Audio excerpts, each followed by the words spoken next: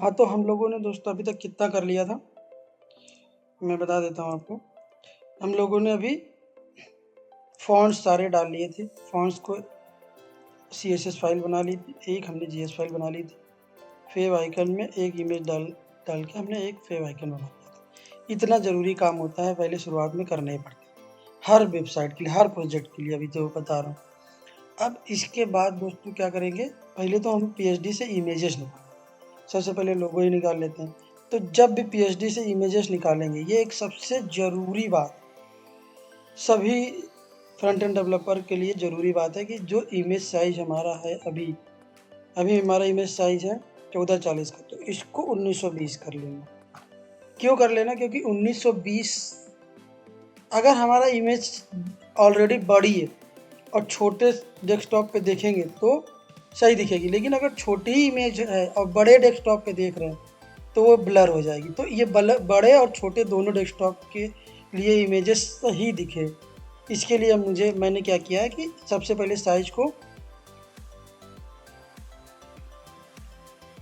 1920 कर लिया, 1920। सबसे पहले ये इमेज वाला फोल्डर हमने बनाया था, ये इमेज है, इमेज की ज़रूरत है, हमें टेक्स्ट की ज़रूरत नहीं है।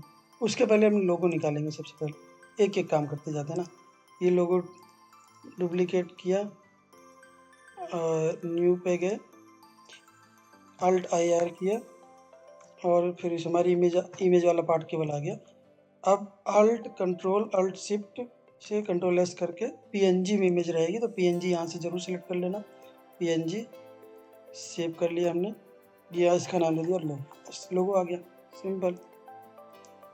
ठीक है। दूसरा,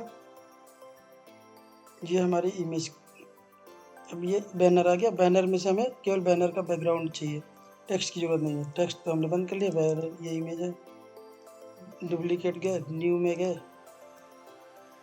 अल्ट आई आर किया और इसको भी सेव कर लिया, बैनर 1। मान लीजिए ऐसे ही बैनर हमारे 2-3 होते तो फिर होंगे ही।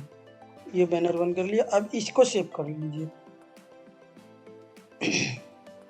सॉरी, बैनर 1 को हम करेंगे सेव जेपीजी में। देखो, जो इमेज की ज़रूरत जेपीजी में उसको जेपीजी में करिए, जो इमेज की ज़रूरत पीएनजी में उसको पीएनजी में करिए। पीएनजी में वही इमेज करेंगे जिसमें ट्रांसपेरेंसी रहेगी।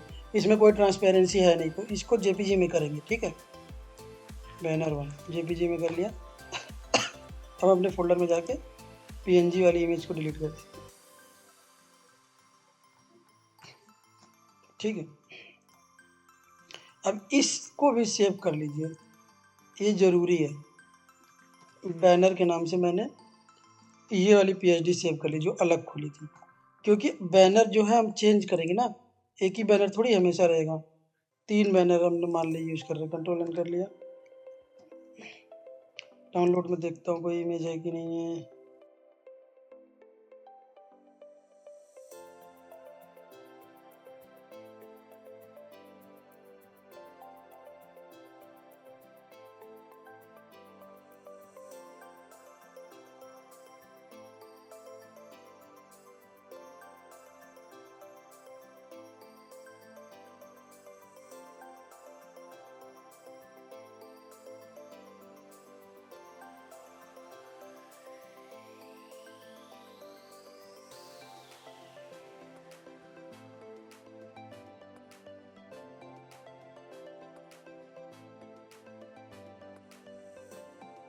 तो हमारा बैनर हो गया, लोगो हो गया, 2 इमेज निकाल ली। ये इमेज तो बहुत ईजी है, ये हमारी अबाउट इमेज का हमने फोल्डर बनाया था, इसीलिए फोल्डर बनाया था।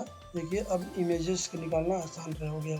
अल्ट आई आर करके इंटर करेंगे, ये हमारी इमेज हो गई। ये इमेज कॉर्नर से हमारी, अब देखेंगे, राउंडेड है। तो ये हम सी एस एस से भी कर सकते हैं, तो इसलिए ये नीचे के पार्ट को हटा भी देंगे तो हमारी पूरी इमेज आ जाएगी। इसको जेपीजी में करेंगे। तो हमने इस इमेज को कर दिया अबाउट IMG, सेव कर दिया।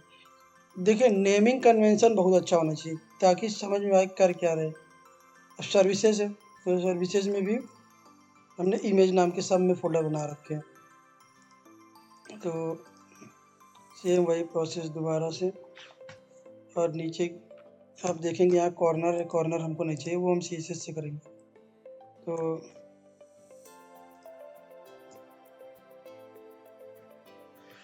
सर्विस बंद कर दिया, सेव कर लिया नाम इसका।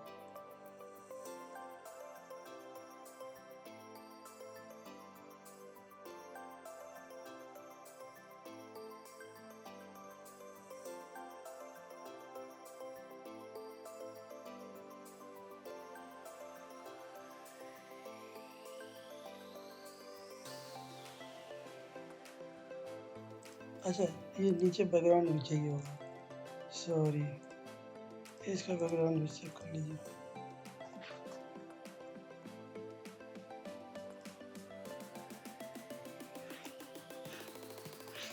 सर्विस भेजिए करके हमने उसे भी चेक कर लिया। यूजर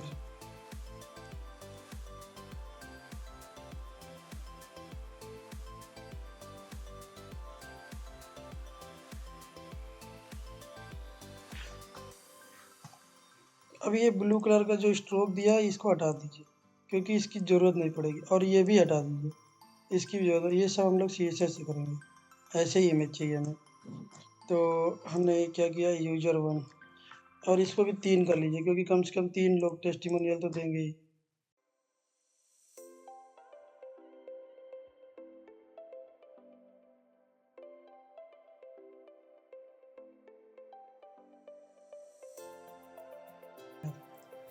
ठीक है, तो ब्लॉग की इमेज दोनों की जरूरत नहीं, एक बस फ्लैट।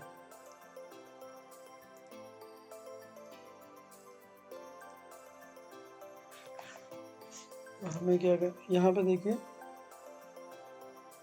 ऊपर से राउंडेड कॉर्नर है, वो हमें चाहिए नहीं, तो हमने वो हटा दिया, तो हमें केवल इतना ही चाहिए। तो ब्लॉग img बंद कर देंगे।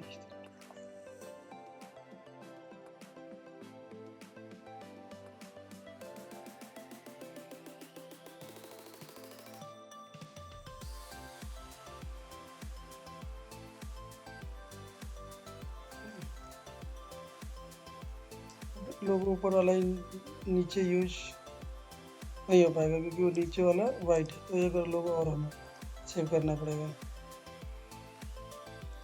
डुप्लीकेट लेयर में गए, लोगो बना लिया। अभी लोगो ट्रांसपेरेंट रहता ही है, तो PNG में इसको सेव करेंगे। तो हमने इसको दे दिया फुटर। ये हमारा हो गया, सारी इमेजेस सेव कर लिया हमने इसमें। ये हमारी सारी इमेजेस आ गई। इस वीडियो में इतना ही, आगे मैं बताता हूँ कि अब इसको यूज कैसे करें।